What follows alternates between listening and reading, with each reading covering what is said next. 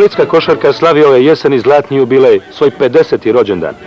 Od davne 1945. godine, kada je sportski Split prvi put vidio jednu košarkašku utakmicu, do današnjih dana Splitski košarkaški klub pod imenima Hajduk, Split, Jugoplastika, Pop 84, Slobodna Dalmacija i Croatia osiguranje ispisao je bogatu povijest koja ga je svrstala u red europskih i svjetskih košarkaških velikana.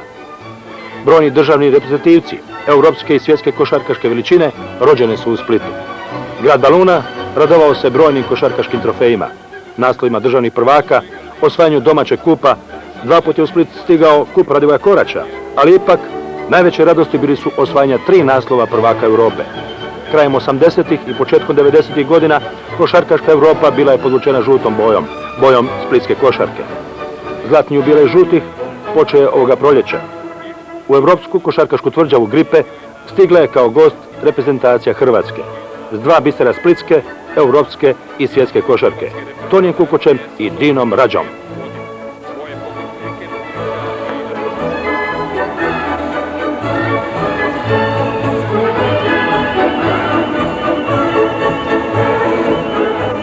Slučaj je htio da i prva košarkaška lopta, jednako kao i prvi nogometni balun, stigne iz Praga. Bilo je to 1938. godine, kada je na 10. sveškolskom sletu u Pragu sudjelovao i mladi Splićanin Uroš Tominić Paja. On je tada prvi put gledao košarku, zaljubio se u nju na prvi pogled, kupio loptu i donio je u Split. A 16. prosinca 1945. godine Splićani su prvi put vidjeli jednu košarkašku utakmicu. Bio je to susret ženskih ekipa Fiskulturnog društva Hajduk iz Splita i Fiskulturnog društva Zadar iz Zadra. Utakmica je odigrana ispred zapadnih tribina igrališta Hajduka kao predigra nogometne utakmice Hajduk CDK iz Moskve. A promatralo ju je, vjerovali li ne, 20.000 gledatelja.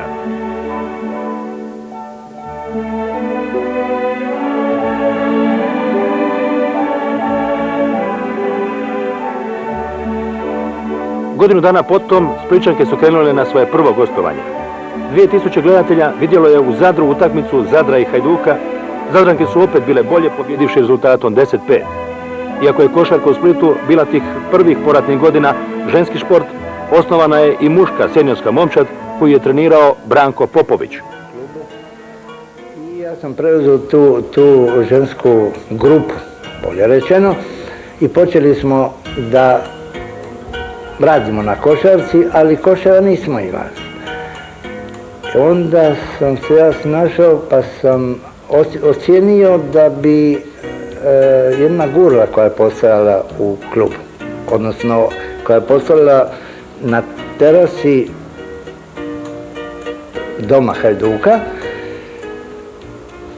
po prilici odgovara visini koša i onda smo tu, da bi ipak imali neki cilj u što bacati u loptu, onda smo počeli bacati na tu gurlu. Jasno da je to bilo samo za početak, na tome se nije moglo ostati jer to nikakvog specijalnog interesa nije predstavljalo. Međutim, onda smo išli u potragu za koševima, onim našim starim koje smo izgradili prije rata. Jednoga smo našli na Firulama, jer je tu bilo i za vrijeme Italije napravljeno igralište, a druga smo našli u dvorani gimnazije. Da smo nekako zakrpili i našli smo jednu loptu, zapravo Hajduk nam dao jednu loptu koju smo svaki dan morali pumpati, svaki dan smo morali čistiti igralište i vjetar bi po noći bacio taj koš, pa smo ga morali opet postavljati i čavlima zabivati da bi ipak moglo nekako služiti svrsi. To su bili teški dani, ali... Krajem 1948. godine košarkaška sekcija pri Fiskulturnom društvu Hajduka prerasta u samostalni košarkaški klub Hajduk. U državnom prvenstvu Splićanke osvajaju 3. mjesto. Pod vodstvom trenera Hrvoja Čulića taj uspjeh ostvarile su Elvira Karbonini, Valerija Zavagni, Gordana Vlajčić, Eta Sinovčić, Dragana Kovačić, Tatjana Zoković, Zagorka Kostulović, Ajka Piplović, Jakica Grubišić i Smiljana Tudor. Isti uspjeh ponovljen je i 1949. godine. U studenome 1949. godine klub mijenja ime, postaje košarkaški klub Split. Sa starog placa košarka se seli na igralište u Špinutu. Pod novim imenom Splitske košarkašice došle su 1950. godine na domak titule državnih prvakinja. U finalu su u utakmici protiv Crvene zvezde dugo vodile, no na koncu su izgubile rezultatom 27-21 i osvojile naslov vice prvakinja. Iste godine Splićanke su odigrale i prvi međunarodni susret.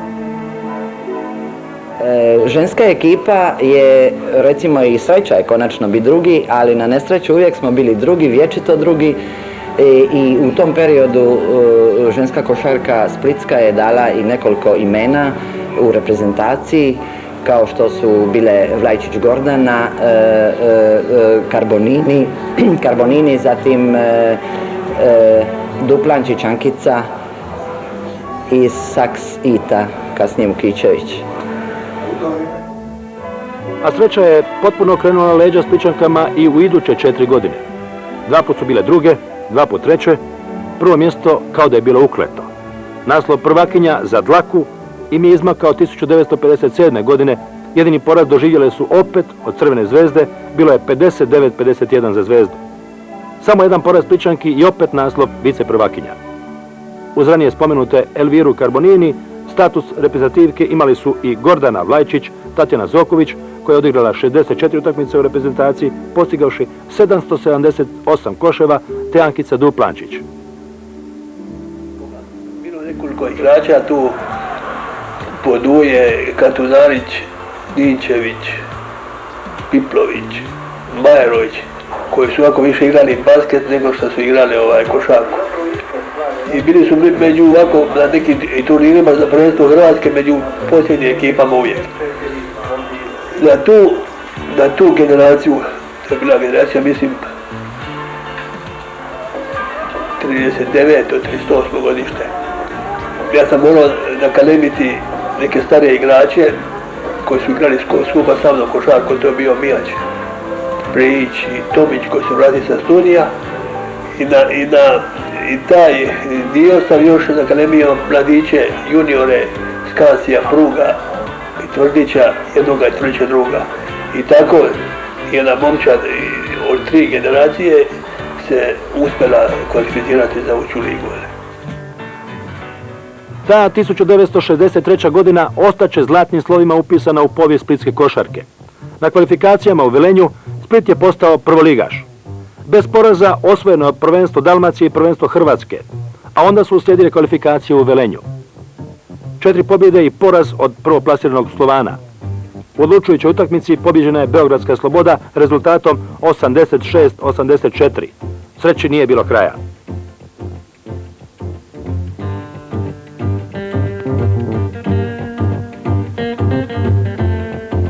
Prvi nastup u prvoj ligi i prva pobjeda.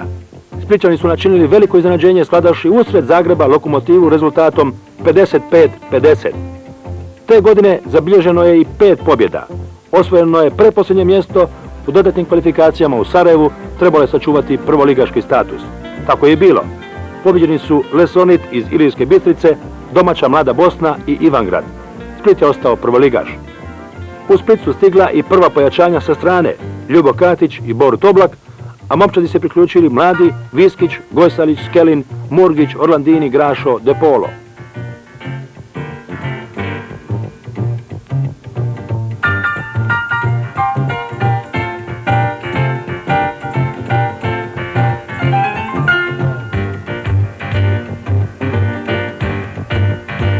U ljeto 1965. godine dogodila se jedna za splitsku košarku izuzetno važna stvar. Radnici splitske tehnogradnje želili su minirati igralište u Špinutu. Fitilji su već bili spremni za paljenje, nastala je trka, panika. Miniranje igrališta, a samim tim i splitske košarke, spriječio je tadašnji predsjednik Branko Vidan. Ali već tada bilo je jasno da splitska košarka mora seliti na neku drugu lokaciju. Odluka je pala. Gradit će se dvorana ondje gdje ne treba ništa rušiti, a taj dio Splita zove se Gripe. Muškarci su se od igrališta u Špinutu oprostili pobjedom protiv Olimpije rezultatom 80-72. Split je 1967. godine odao priznanje svojemu košarkaškom klubu, dodijelivši mu nagradu grada Splita. Te godine košarkaši su u prvenstvu zauzeli 6. mjesto, zabilježivši 22 susreta po 11 pobjeda i poraza. Te godine Splićani su još jednom pobjedili Lokomotivu usred Zagreba, bilo je 83-79 za goste. Naslov državnog prvaka osvojio je Zadar. I konačno, vijest koju su svi prijatelji košarke dugo čekali. Od kraja 1967. godine košarkaši i košarkašice Splita preselili su se u novu dvoranu na Gripama. Uz preseljenje u dvoranu na Gripama jednako važnim smatralo se potpisivanje sportskog braka s kombinatom Jugoplastika. Od siječnja 1968. godine Splićani nastupaju pod novim imenom Jugoplastika. Posegnulo se za pojačanjima. Na Gripe su došli Drago Peterka, potom Damir Šolman i Mihajlo Manović. Te 1968. godine postignuta je i prva stotka u prvenstvu. Stradala je Sarajevska Mlada Bosna rezultatom 101-67. U sezoni 1968-69. Jugoplastika mijenja perje po uzoru na NBA momčadi Lakersa. Momčad se odjeva u dresove žute boje i od tada postaju žuti iz Splita. To su prošla vremena kada naravno nije se govorilo o transferima, nego eto, moj matični klub Mladost iz Zagreba bio drugoligaški klub i dogovorili se sa tadašnjim Splitom o jednoj pomoći u naturi, govorilo se o nekim loptama, pa eto, kolekciji dresova i tako dalje. To je bio transfer 60. godina. Žene nikako dohvate korak s najboljom ekipom. 8 pobjeda uz 10 poraza donijelo im je 7. mjesto. Splićani su se pojačali i u stručnom smislu. Na Gripe je još došao poznati zadarski stručnjak Enzo Soviti. Osvojeno je 6. mjesto u prvenstvu. Branko Radović je istaknuo novi cilj. Osvajanje naslova prvaka države.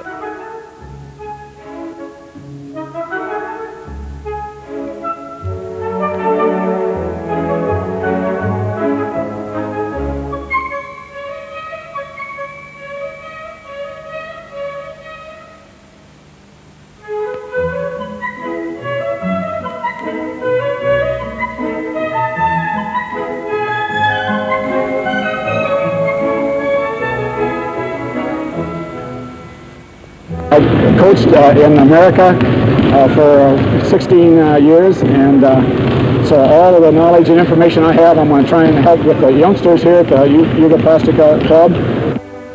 Pričalo se da je te 1970. godine Olimpija naprosto morala biti prvak, budući je Ljubljana te godine bila domaćin svjetskog prvenstva.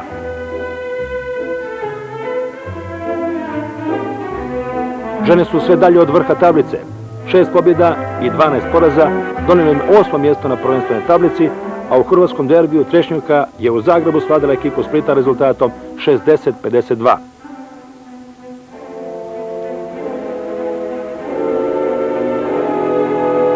Te 1970. godine i Split je bio domaćin jedne od skupina svjetskog prvenstva. Na Gripama su igrali Brazil, Južna Koreja, Italija i Kanada, a splitska dvorana za ovu prigodu bila je preuređena. U dvorani na Gripama, na počasnom mjestu, našla se i spomen bista košarkaškom velikanu Enzu Sovitiju, koji je godinu dana ranije, vodeći žute, umro na Gripama od srčanog udara. 1970. godinu Splićani će pamtiti i po finalnoj utakmici kupa u kojoj su se kao šipak punim Gripama sastali Jugoplastika i Zadar. Splićani su već pripremili feštu, računalo se da će sigurno osvojiti kup. Međutim, iz Sjedinjenih Američkih Država stigao je nenadmašni velikan zadarske, hrvatske, europske i svjetske košarke Krešimir Ćosić. Upravo on pomutio je radost Splićanima. Zadar je na kraju slavio rezultatom 64-60.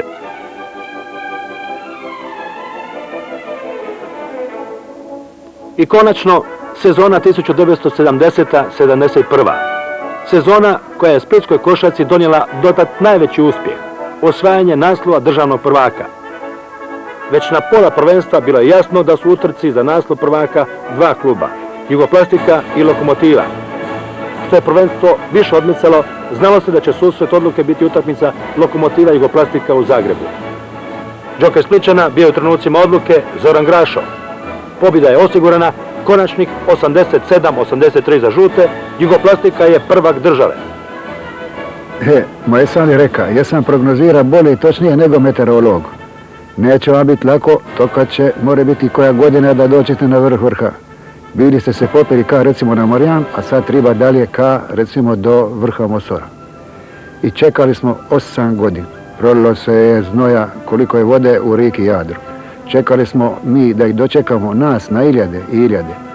I onda je došao ti dan da smo konačno vikali šampioni, šampioni.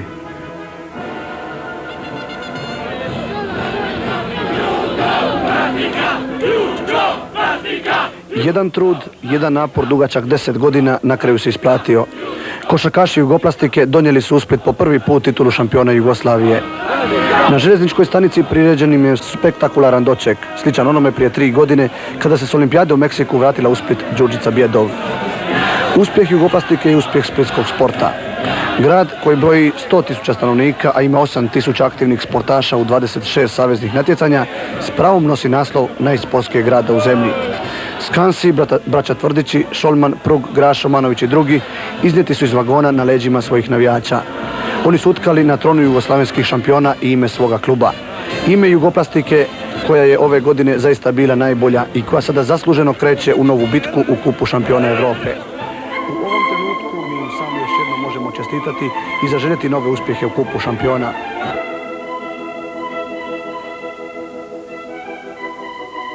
Nakon ovoga svega ja ne znam stvarno što više da kažem, jedino zahvaljujem se našim navijačima koji su još jednom dokazali da znaju cijeniti uspjeh i da znaju pozdraviti nove šampione.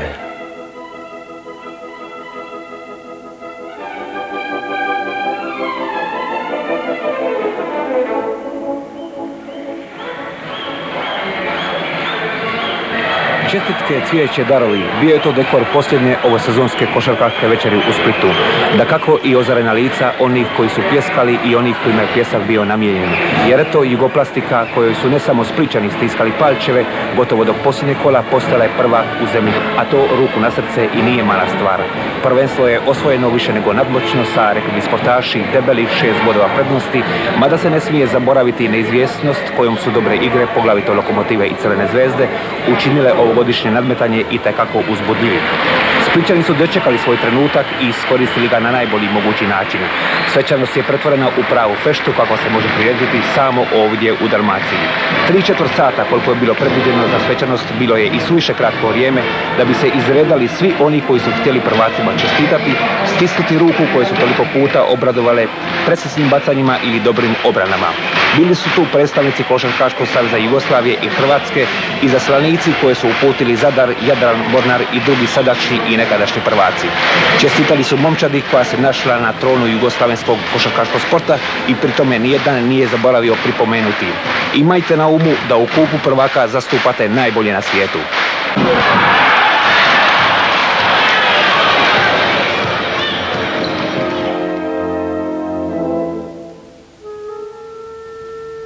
Dogodine novi bum žutih.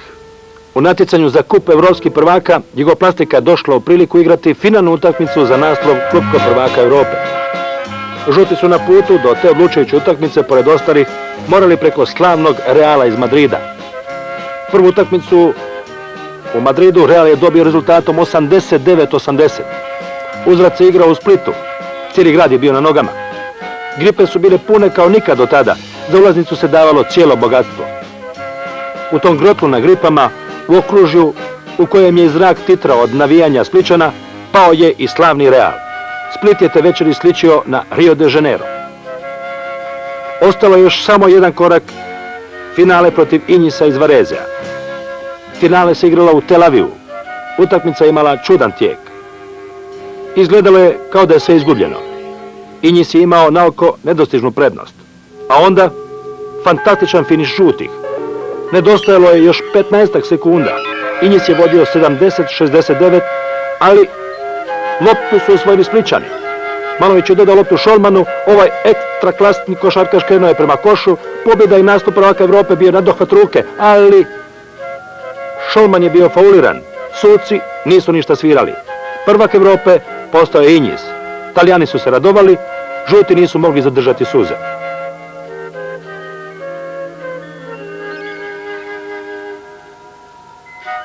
Te godine još jedna pegula Splićana.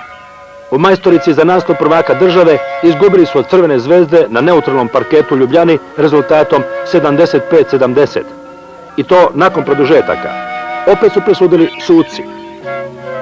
Igrale su se posljednje sekunde regularnog dijela susreta, rezultat je bio neodlučan. Rato Tvrdić se našao na ziceru, udaljen je po ruci, ali sudac Popovski ništa nije svirao. U produžetku je slavila Crvena zvezda, a moralni pobjednik bila je Jugoplastika. Ono što su propustili 1970. godine na svom parketu, žuti su uspjeli 1972. godine u Zagrebu. Osvojen je kup. U Zagrebu je Jugoplastika pobjedila Lokomotivu rezultatom 88-80, a momčad je igrala u sastavu Mlađan Tudar, Zoran Grašo, Mihajlo Manović, Ivica Škarić, Dražen Tvrdić, Branko Macura, Rato Tvrdić, Lovre Tvrdić, Damir Šolman, Duje Krstulović, Zdenko Prug i Mirko Grgin. Trener je bio Branko Radović. U sezoni 1972-73. žuti su opet u jednom evropskom finalu. Ovaj put u finalu Kupa pobjednika kupova. I opet su zapeli u odlučnoj utakmici. Žuti su još jednom posrnuli samo korak od evropskog trijumfa. Godinu dana poslije osvojili su još jedan domaći trofej, kup. U finalnoj utakmici u Splitu svladana je Crvena zvezda rezultatom 92-85. Trener je bio Srđan Kalember.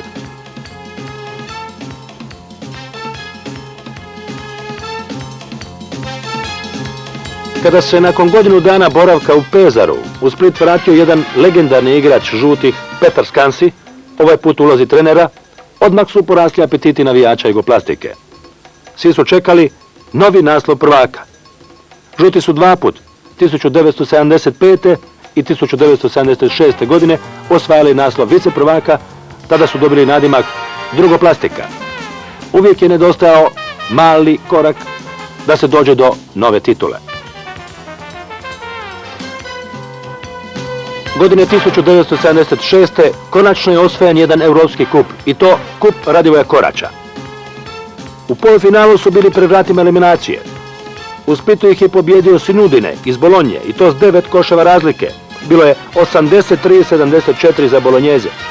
I kad su mnogi digli ruke od Spličana, oni su u Bolonji pokazali svoje pravo lice. Svladali su Sinudine s 13 koševa razlike. Sjajan uspjeh, rezultat koji nakon prve utakmice nitko nije očekivao.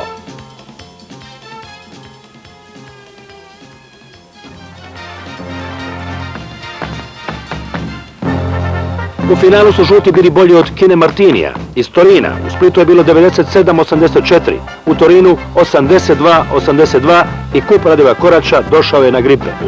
Pod dirigentskom palicom Petra Skansija taj trofej osvojili su Mlađan Tudor, Branko Stamenković, Ivica Škarić, Željko Jerkov, Branko Macura, Rato Tvrdić, Ivica Dukan, Duje Krstulović, Ivo Bilanović i Mirko Grgin.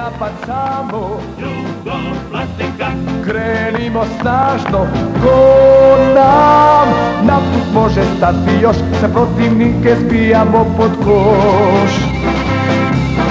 Jugoplastika, pobjedi treba, Jugoplastika, baš se odreda, pa i ako dana bude loš, mi svakom ćemo napuniti koš.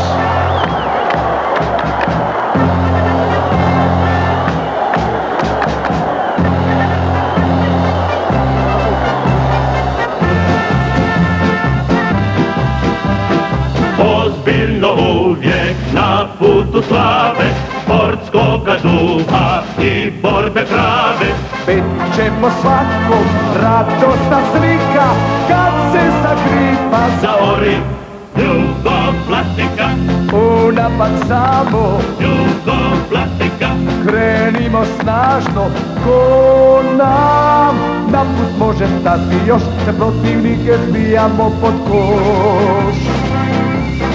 Jugoplastika, pobjedi treba, Jugoplastika, baš se odreda, pa i ako da nam bude loš, mi svakom ćemo napuniti koš.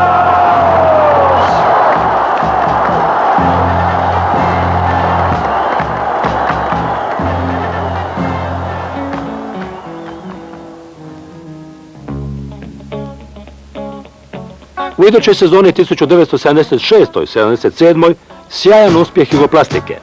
Osvojena je trostruka kruna. Najprije su po drugi put zaredom žuti triumfirali u kupu Radivoja Koraća. U finalu samo jedna utakmica. Protivnik je bio Fortitudo Alco iz Bolonje, a igralo se u Genovi. Cijelo gledalište bilo je na strani kluba iz Bolonje, ali to nije smetalo žutima da ponove prošlogodišnji uspjeh. Predvođeni sjajnim Željkom Jerkovom, Splićani su pobjedili rezultatom 87-84.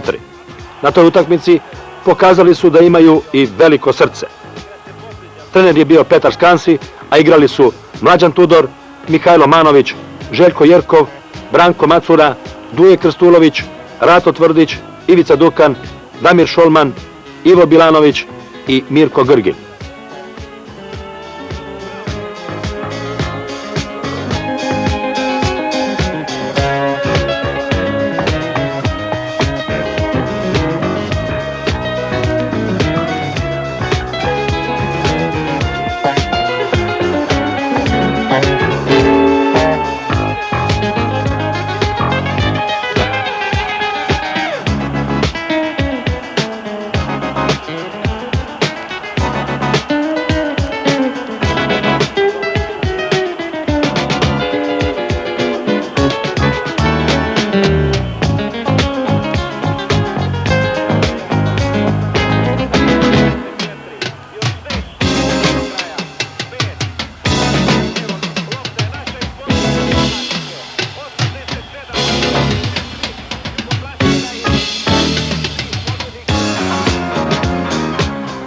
Dva internacionalna uspjeha koje smo mi postigli kao klub i mislim da smo dobili tu uz finale koje smo igrali 72. godine koje su igrali prije mene. Tu smo dobili jedan pečat europske momčadi, jedan pečat internacionalne momčadi. Najslađi naslov u toj sezoni 1976-77 bio je svakako naslov državnog prvaka. Činilo se da je Sarajevska Bosna prvak. Imala je debelu prednost, a žuti su još dolazili u goste u Skenderiju. Tamo je već pripremljena fešta, u slučaju pobjede Bosna bi već tada bila prvakom. Međutim, žuti su u odličnoj igri pobjedili rezultatom 110-95. Bosna je i dalje bila u prednosti, ali film prvenstva zavrtio se tek na kraju, u prvaku je odlučivala majstorica.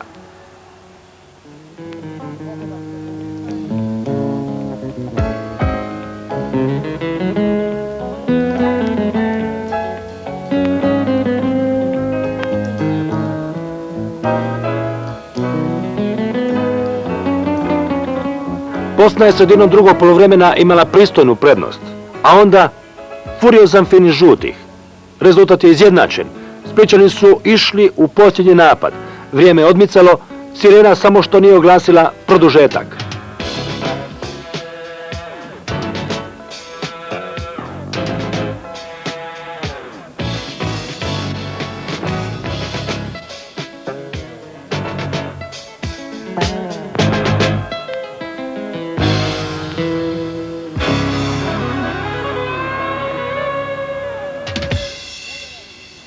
Bio je to Šolmanov koš i konačnih 98-96 za Jugoplastiku. Veliko slavlje u Beogradu slavilo se i po povratku u Split. Na rukama navijača bili su i trojica igrača iz 1971. godine, Damir Šolman, Rato Tvrdić i Mihajlo Manović, te trener Petar Skansi. Prvenstvo su osvojili Mlađan Tudor, Predrag Kruščić, Mihajlo Manović, Željko Jerkov, Slobodan Bjelajac, Branko Macura, Duje Krstulović, Rato Tvrdić, Ivica Dukan, Damir Šolman, Ivo Bilanović i Mirko Grgin. Trener je bio Petar Skansi, tehniko Vinko Bajrović, a predsjednik kluba Ante Petikosić.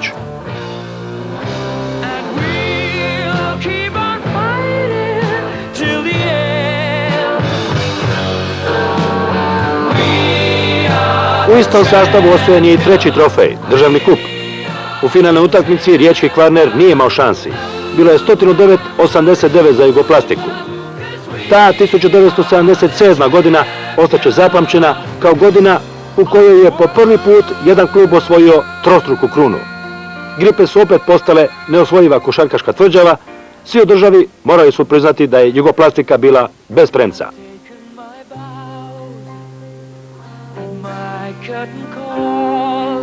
Desetak dana nakon završetka najtrofejnije sezone u dotadašnjoj povijesti Jugoplastike, od aktivnog igranja košarke oprostio se Rato Tvrdić.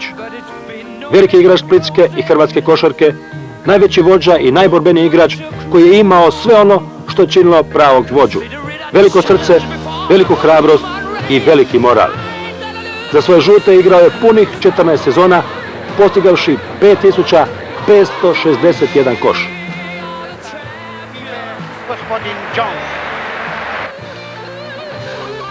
Tonight we are here in Split, in this beautiful town on the Adriatic at Split.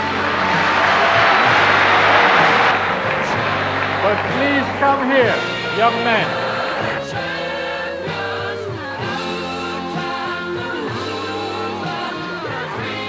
Pokušao je Korbalan, Rato Tvrdić, Šolman, još jedan svečani čin. Rato Tvrdić simbolično se oprašta. Ne znam kako je sve do toga skupa došlo, ali mislim da je to bio jedan veličanstven oproštaj.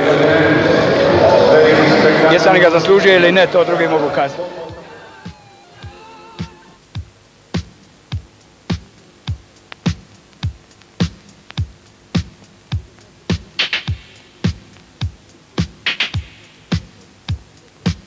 Jugoplastika je nadomak naslova državnog prvaka u sezoni 1979-80. Slučaj je htio da se utakmica odluke igrala u Splitu. U posljednjem kolu na Gripama su se sastali Jugoplastika i Bosna. Sarajevljani su uoči tog susreta imali 2 boda prednosti, ali budući je Jugoplastika pobjedila u Sarajevu, bilo je 79-72 za Spličane, pobjeda u Splitu donosila je 3. naslov prvaka. Bila je to infarktno dramatična utakmica. Susret koji je odlučen doslovno u posljednjim sekundama. Nažalost, slavili su gosti. Bosna je pobjedila rezultatom 75-73, naslov prvaka otišao je u Sarajevo. Nakon poraza od Bosne i izgubljenog naslova državnog prvaka, nitko ni slutio nije da predstoje crni dani splitskih žutih.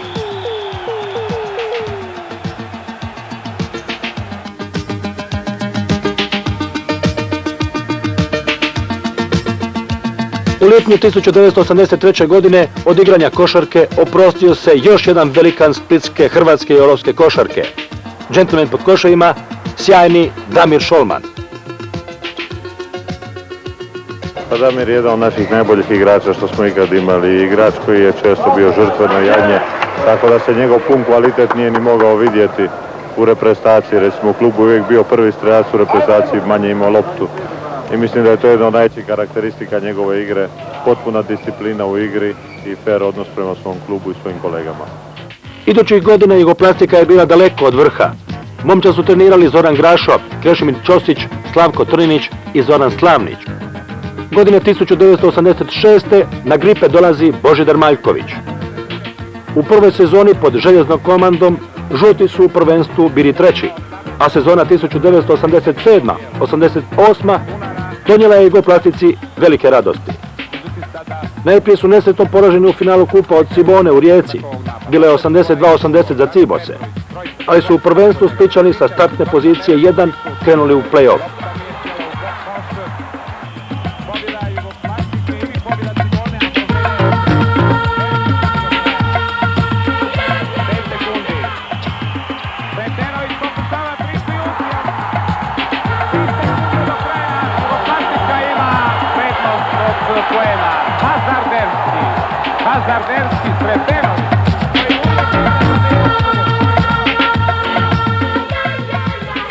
Ženska vrsta svoju posljednju sezonu igra pod okriljem istog kluba.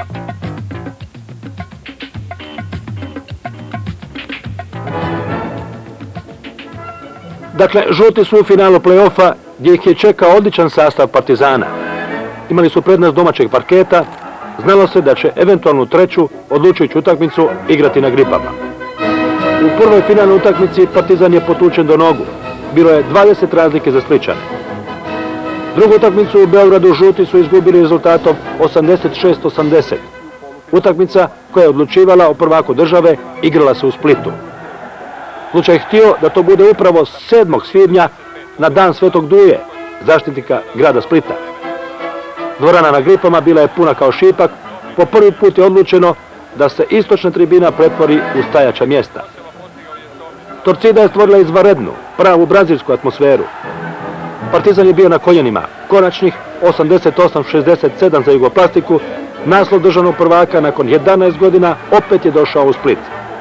Igrali su Zoran Sretenović, Velimir Perasović, Toni Kukoć, Goran Sobin, Željko Poljak, Ivica Burić, Žan Tabak, Duško Ivanović, Dino Rađa i Pero Vučica.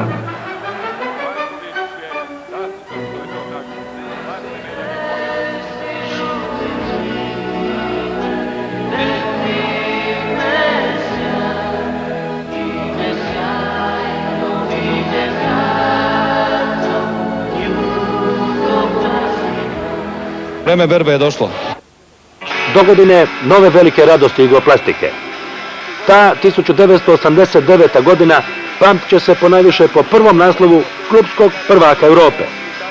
Kada su žuti krenuli u kup evropskih prvaka, nitko ni sanjao nije da će Jugoplastika se plasirati u Final Four. Međutim, Gripe su postale neosvojiva tvrđava, žuti su zajedno s Barcelonom, Makabijem i Arisom izborile posve zasluženo plasman među 4 najbolje momčadi koje će u Minhenu odlučiti o novom prvaku Europe. Uoči početka Final Fora žuti su bili totalni outsideri. Gotovo sve prognoze kazivali su da će se u velikom finalu naći Barcelona i Makabi. Prvak Izraela je ispunio prognoze, dobio je Arisa, čekala se rutinska pobjeda Barcelone nad Spličanima i očekivano finale. Međutim, dogodilo se prvo čudo. Jugoplastika je u polufinalu Final Fora igrala kao stari rutiner. Slavna i favorizirana Barcelona našla se na koljenima. Konačnih 89-77 za Jugoplastiku. Jedva se ja uvijek unaprijed gleda. Bog zna koliko im je žuti dres popija znoja, koliko kilometri da im bude u nogan, da bi strajme bilo reći, da bi poslije 1.000.000 koševa, da bi se digli na one gornje, do one najviše skaline, do Europe. Nego nisam vjerovao. Kada ih ja ne znam, kaj ljude i kaj igrače. Meni je uspjelo da u iskidanoj jaketi doprem do igrači, u onoj rike od ljudi nisam ni zna koga nosi na ramenu. Ne, nije me sram reći, plaka sam, a i ne spominjem se otkad nisam. A sutradan na aerodromu u Resniku veličanstveni doček. Špali radosnih navijača potezao se od Resnika do Splita. Autobus sa žutima prolazio je cestom posutom cvijećem.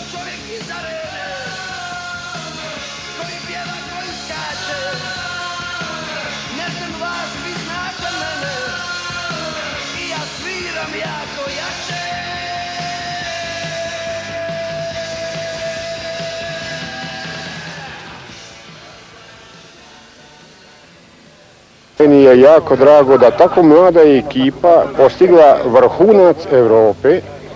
Mnoge generacije su prošle vrsnih igrača u Jugoplastici, pa i u drugim klubovima nisu uspjeli ovo dostići što su dostigli naši mladići. Bila je to luda i nezaboravna splitska noć.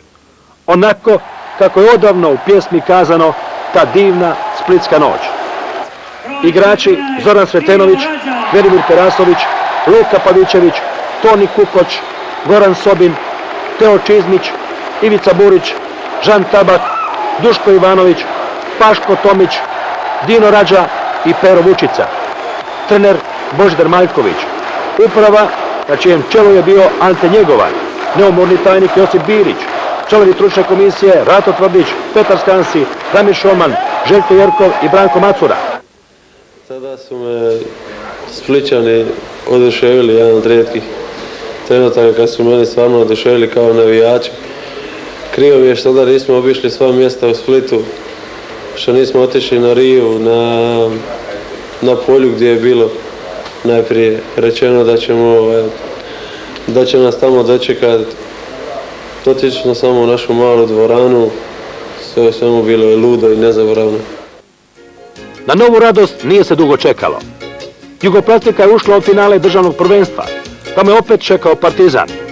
Prvi susret u Beogradu bila je utakmica koji navijači slaboga srca nisu smjeli gledati.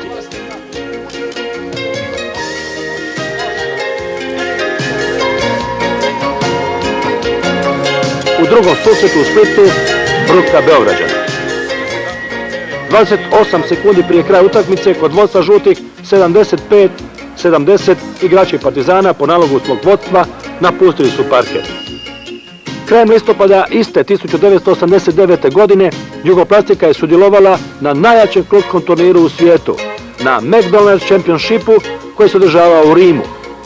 U polufinalu su žuti bili bolji od milanskog Philipsa. Pobijedili su rezultatom 102-97.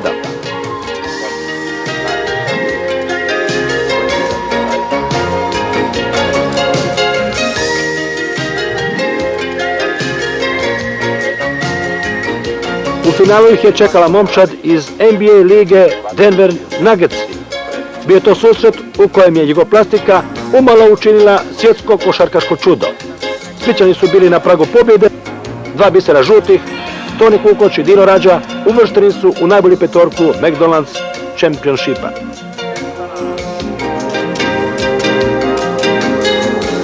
Godinu dana kasnije, 1990. trostruka kruna Jugoplastike.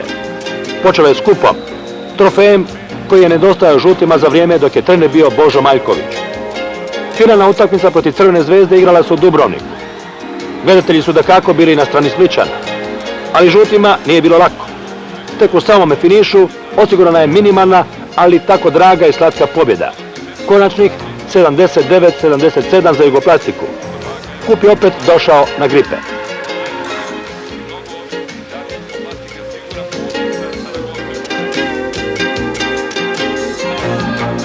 A u kup evropskih prvaka žuti su ušli kao aktualni prvaci Europe. Ipak, na Final Four u Saragosi svi su tipovali na Barcelonu. Igralo se u Španjolskoj, prognoze su govorile kako je Barsa i mora biti prvak. Žuti su u polufinalu nadvisili francuski Limoges. Bilo je 101-83 za Jugoplastiku. Čekao se veliki finale Barcelona-Jugoplastika. I dočekao se. Novi trijumf splitskih mušketira. Favorizirana Barsa položena je na pleća, konačnih 72-67 za Jugoplastiku. Više nitko u Europi nije govorio o tome kako su Splićani godinu dana ranije slučajno osvojili naslov prvaka.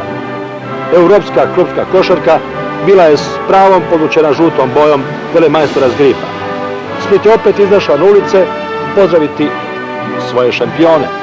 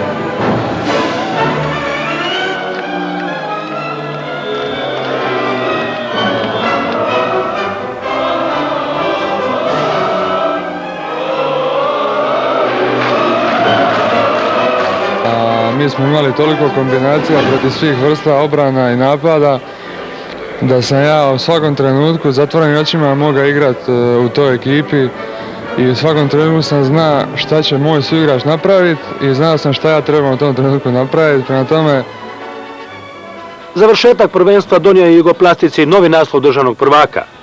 Ovaj put žuti su u finalu igrali s Crvenom zvezdom. Igralo se na 3 pobjede.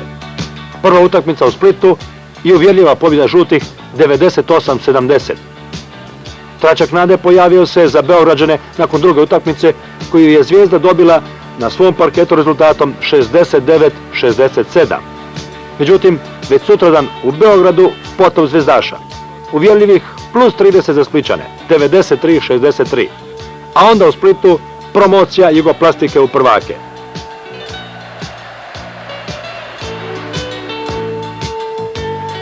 Nakon završetka natjecateljske sezone 1989-90. mnogi su predviđali kraj vladavine jugoplastike.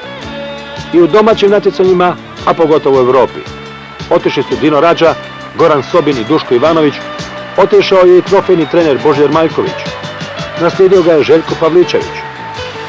Splićani su promijenili momčad, promijenili su trenera, ali promijenili su i ime. Postali su POP 84. Te godine slavila se 45-godišnjica postojanja kluba, na Gripe je stigla reprezentacija Europe. U izjednačenoj utakmici na kraju je slavila reprezentacija Europe rezultatom 104-102.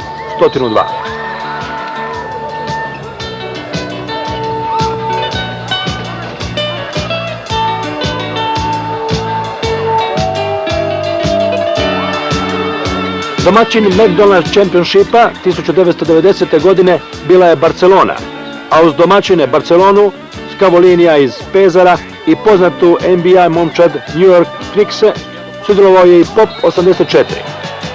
U finalu su Knicksi predvođeni fenomenalnim Patrickom Ewingom bili bolji od Splićana. Rezultat je bio 117-101, ali su svejedno dva igrača žutih našla mjesta u najboljoj petorci McDonald's Championshipa. Prvi trofej pod imenom POP 84 Splićani su osvojili u domaćem kup natjecanju. U finalnoj utakmici žuti su pobjedili Cibonu rezultatom 80-79, a pod vodstvom Željka Pavličevića za POP 84 igrali su Zoran Sretenović, Verimir Perasović, Toni Kukoč, Paško Tomić, Teo Čizmić, Petar Naumovski, Žan Tabak, Velibor Radović, Zoran Savić i Aramis Naglić. Bio je to veliki uspjeh budući je, u odnosu na prošlu sezonu, znatno oslabljenom sastavu Splićana, malo tko davao nade za konačan trijumf. Novo čudo u žutom dogodilo se u Final Fouru u Parizu. Najprije, valja biti objektivan i priznati da je plasman POP 84 na Final Four bio veliki uspjeh. U polufinalu pobjeđen je Scavolini iz Pezara rezultatom 93-87, a u finalu opet Barcelona. Dakako, Španjolci su bili veliki papirnati favoriti, ali su se prognozeri i ovaj put prevarili.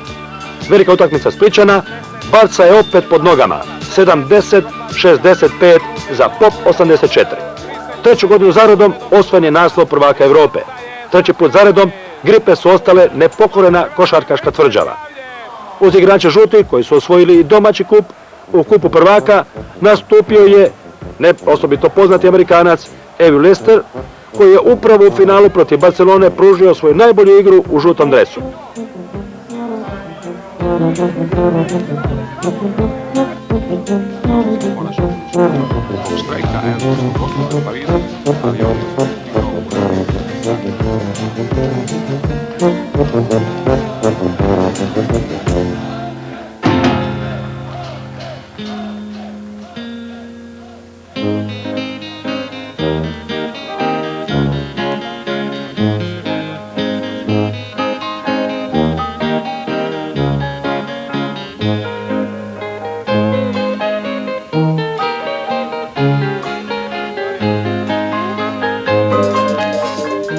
POP 84 ponovio je ono što je godinu dana ranije učinila Jugoplastika. Osvojili su sve tri moguće krune. U prvenstvu države žute je u finalu čekao Partizan. Beograđani su potajno se nadali da bi ovaj put mogli do naslova prvaka. Ali pregaženi su rezultatom 3-0. U prvoj finalnoj utakmici bilo je 85-74 za žute. Onda su Splićani dobili dva susreta u Beogradu. Najprije 95-91, a onda su uvjerljivi 86-64. To je bilo posljednje prvenstvo u bivšoj Jugoslaviji u kojem su sudjelovali hrvatski klubovi. Pokal nam je najbolje momčadi bivše države zauvijek je ostao u klubskim vitrinama na Gripama. Ne pamti se da je jedna momčad bila tako superiorna i nadmoćna u košarkaškom prvenstvu države kao što je to u protekle 4 godine bio sastav žutih. Nitko im zaista nije bio ni do koljena. U ljeto 1991. godine, uoči agresije na Hrvatsku, žuti preko noći ostaju bez pola momčadi, a uz veliku pompu s Gripa odlazi blistavi Toni Kukoč. Toni Kukoč, taj Pink Panther splitske košarke, postao je najomiljenija faca ne samo kod navijača žutih, nego je to bio među navijačima protivničkih klubova. Njegove košarkaške vragolije, njegov dječački osmijeh jednostavno su osvojile sva košarkaška srca u Splitu, Hrvatskoj i Europi. Velikani košarke kao što je Toni Kukoč zaista se rađaju jednom u 100 godina. A on i njegov veliki prijatelj Dino Rađa postali su svojevrstan zaštitni znak splitske košarke i njenih najslavnijih dana. Uoči početka sezone 1991-92 POP 84 mijenja ime u Slobodna Dalmacija. Desetkovani žuti igraju u najjačem europskom klutskom natjecanju gdje se nisu osramotili. Sastavu je pridodan poznati Amerikanac Richardson. Kao domaćini igrali su u dalekoj La Corunji.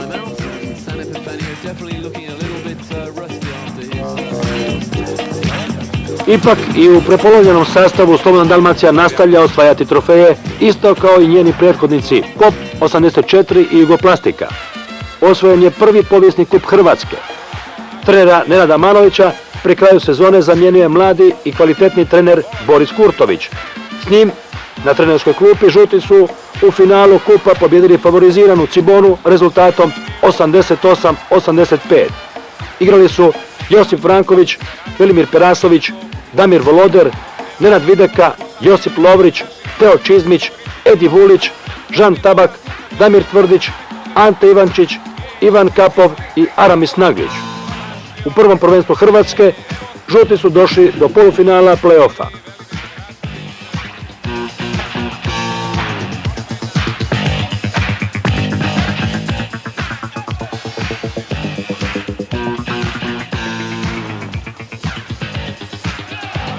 Stalnost osvajanja trofeja nastavio se i iduće godine. Slobodna Dalmacija promijenila je trenera.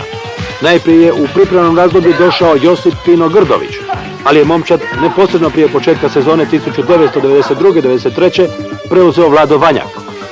Te sezone žuti su igrali finale domaćeg play-offa, ali su opet slavili samo u kup natjecanju. Pod vodstvom trenera Vlade Vanjaka kup su osvojili Josip Franković, Boris Jaman, Zoran Čutura, Nenad Videka, Josip Lovrić, Teo Čizmić, Edi Vulić, Seo Bukva, Damir Mršić, Jadran Popović, Ivan Kapov i Aramis Naglić. Pehar je iz Pule stigao zakupom Croatia Airlinesa, službenog sponzora prijevoza žutih.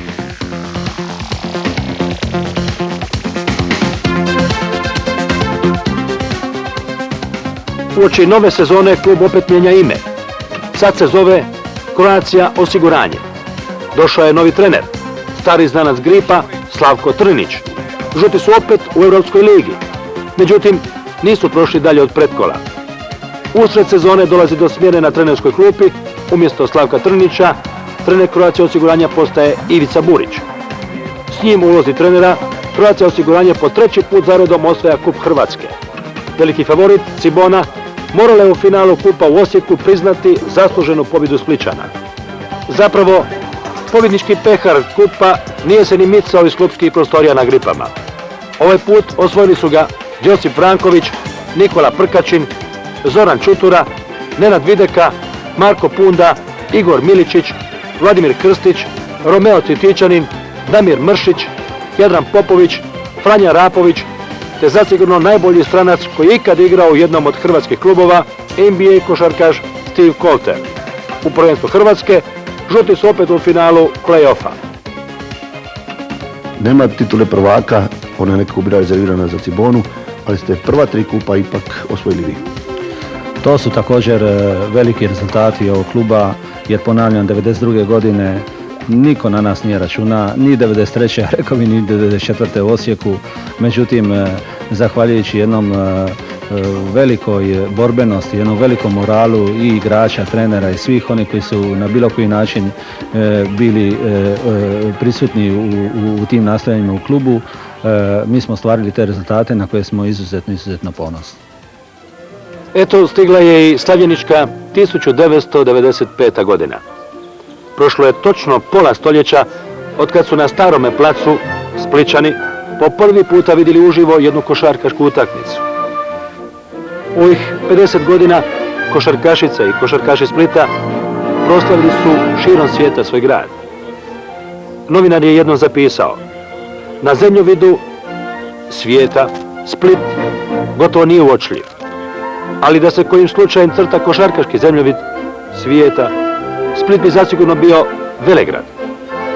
Brojni trofeji, veliki broj istaknutih reprezentativaca i reprezentativki, osvajača medalja s velikih natjecanja, istinskih košarkaških super veličina.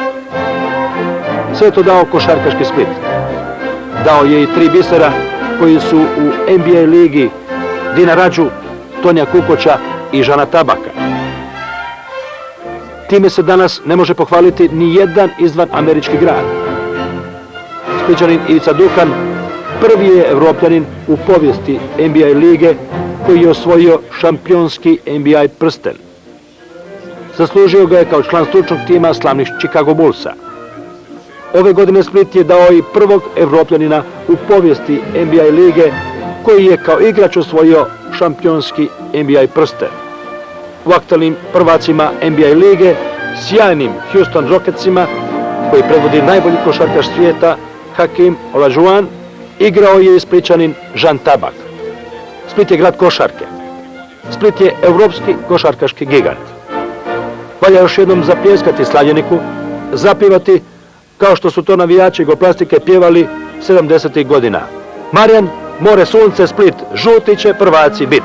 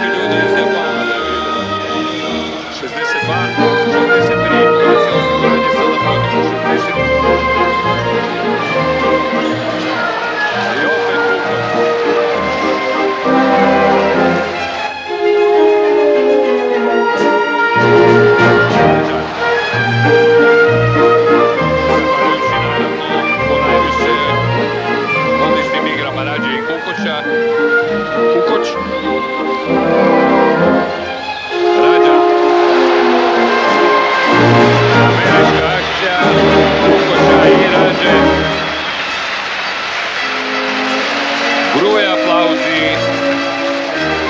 u dvorani na Gripama u Splitu.